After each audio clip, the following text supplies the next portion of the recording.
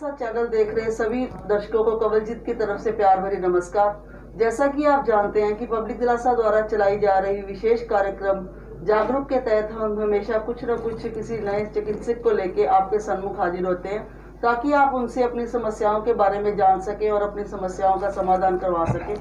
उसी लड़ी के तहत आज डॉक्टर मेजर राजीव भगत जी जो कि MS ENT हैं और अमनदीप हॉस्पिटल में consultant ENT head neck surgery के तौर पे कार्यरत हैं। इसके साथ ही हम आपको बता दें कि डॉक्टर भगत जी ने आर्मी हॉस्पिटल R&R से अपनी MS की डिग्री प्राप्त की हुई है।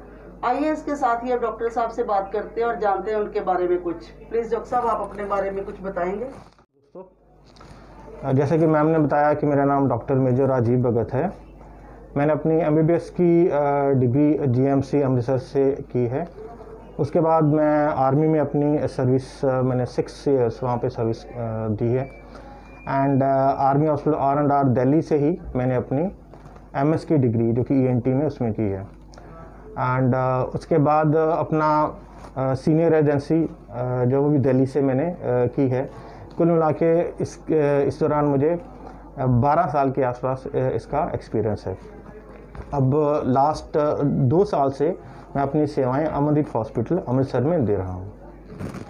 डॉक्टर साहब अब आप कृपया ये बताइए कि सबसे पहले जो मुख्य सवाल है ENT के साथ संबंधित कि टॉन्सिल्स क्या होते हैं और टॉन्सिल्स की इन्फेक्शन क्या और इसका ट्रीटमेंट क्या है, प्लीज़ आप दर्शकों को वो बताइए। बिल्कुल, जैसे काफ़ी लोगों को ये जानने की उत्सुकता होती है कि ये टॉन्सिल्स जो हैं ये हमें हो गए हैं, जिसमें इसकी क्या प्रॉब्लम है, क्या ये सबको टॉन्सिल होते हैं, हमको है या है नहीं। मैं आपको ये बताना चाहता हूँ कि जो टॉन्सिल्स हैं ये शरीर का नॉर्मल अंग होता है, लेकिन अगर इसमें बार बार इन्फेक्शन हो जाए तो इसको बोलते हैं कि टॉन्सिलाइटिस, कि टॉन्सिल की इन्फेक्शन हो गई है। नॉर्मल सभी को कभी ना कभी इसकी इन्फेक्शन हो सकती है, लेकिन अगर ये ज़्यादा बार हो रही है, बार बार हो रही है, तो वो इन्फेक्शन हमारे शरीर में नुकसान दे सकती है।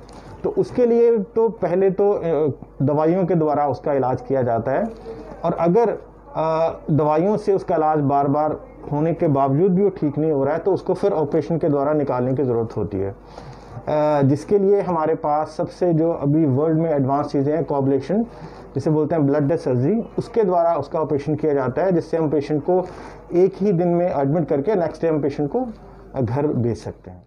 बहुत बहुत शुक्रिया डॉक्टर साहब, आपने बड़ी अच्छी जानकारी दी है टॉन्सिल्स के ऊपर। अब अगला सवाल मेरा है कि साइनस की बीमारी क्या है। जी, ये भी एक बहुत ही आम लोगों का सवाल होता है कि हमें साइनस हो गया। मैं आपको ये बताना चाहता हूँ कि साइनस जो है वो एक हमारे जो चेहरा है इसके अंदर हवा से भरी हुई हड्डियाँ होती हैं, जो कि हमारे नाक के साइड में और आँखों के साइड में होती हैं, जो कि सब नॉर्मल होता है। अगर उसमें बार बार इन्फेक्शन हो जाए तो उसको साइनोसाइटिस बोलते हैं, जो आम लोग सब बोलते हैं कि साइनस है। ये नॉर्मली एलर्जी की वजह से होता है, लेकिन बहुत सारे लोगों को खासकर पंजाब में ये फंगस के द्वारा भी होता है। वो फंगस फील्ड में जिसमें खेती बाड़ी होती है उसमें फंगस अंदर चला जाता है, जिससे लोगों को इसकी परेशानी होती है और पेशेंट को ज़ुकाम होना, बार बार छींके आना, नाक का बंद होना और नाक से या मुंह के द्वारा पीछे से कुछ गंदगी का निकलना। तो पहले तो इसका भी जो इलाज है वो ये चेक किया जाता है कि किस चीज़ से इसको एलर्जी है, और उसको हम ठीक कर सकते हैं। कुछ दवाइयों से इंट्रानेजल स्प्रे जो नाक के अंदर स्प्रे होती हैं उससे पेशेंट काफ़ी सारे ठीक हो जाते हैं।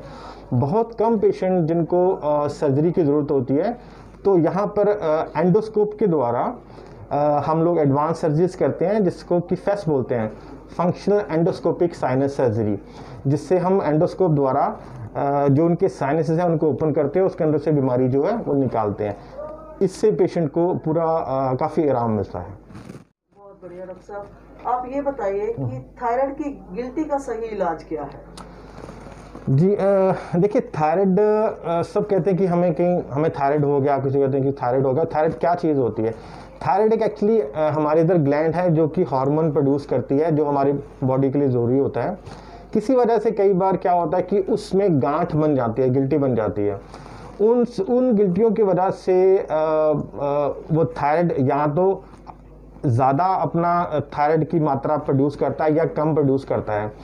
जिससे पेशेंट में कुछ चेंजेस आ सकती हैं। लेकिन सबसे इम्पोर्टेंट बात है कि हमें जो जानना है कि कहीं उसमें कोई कैंसर की चेंज तो नहीं आ रही है।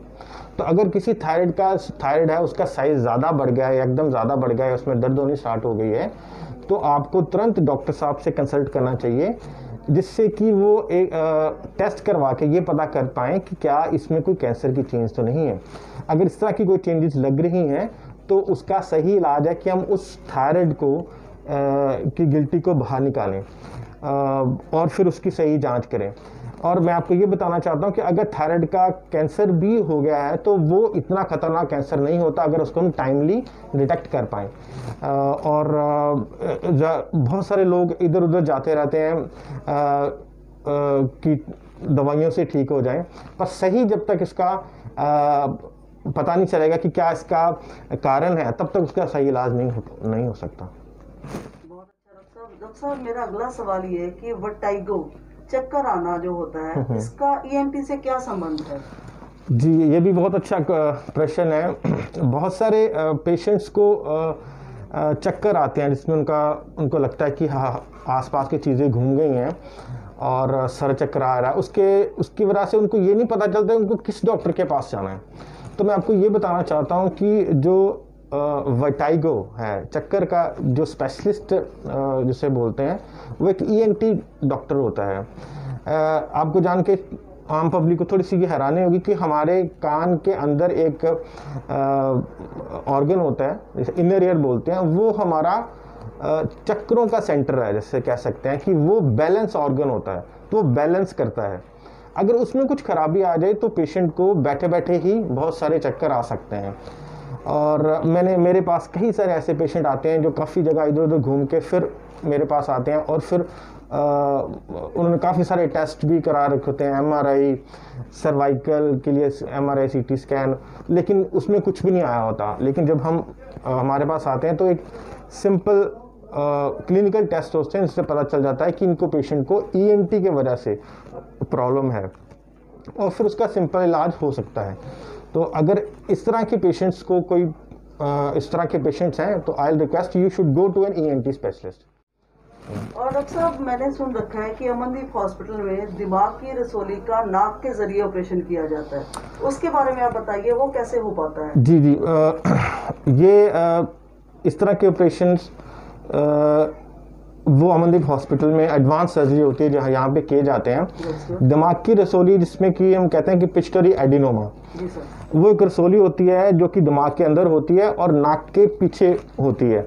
अगर उसको हम पहले ज़माने में उसको दिमाग के रास्ते द्वारा निकाला जाता था, जिसमें कि ऑपरेशन के बाद पेशेंट को काफ़ी सारी दिमागी प्रॉब्लम आ जाती हैं। लेकिन अभी एडवांस टेक्निक के थ्रू हम लोग दूरबीन के रास्ते, नाक के द्वारा रास्ता बना के हम लोग वहाँ तक पहुँच पाते हैं और उसको हम ज़्यादा अच्छी तरह उसको निकाल पाते हैं और पेशेंट को इसमें ज़्यादा प्रॉब्लम नहीं होती है और कोई दिमाग की बाद में ऑपरेशन के बाद भी दिमाग में प्रॉब्लम होना बहुत कम हो जाता है और ना के बराबर होता है। हमने बहुत सारे यहाँ पे सफल ऑपरेशन इस लास्ट 2 इयर्स में किए हैं और ये सारा मिलके हम लोग न्यूरोसर्जरी का डिपार्टमेंट और ईएनटी डिपार्टमेंट ये सारा मिलके करते हैं और ये इसका एक एडवांस इलाज है जो कि अमनदीप हॉस्पिटल अमृतसर में अवेलेबल है।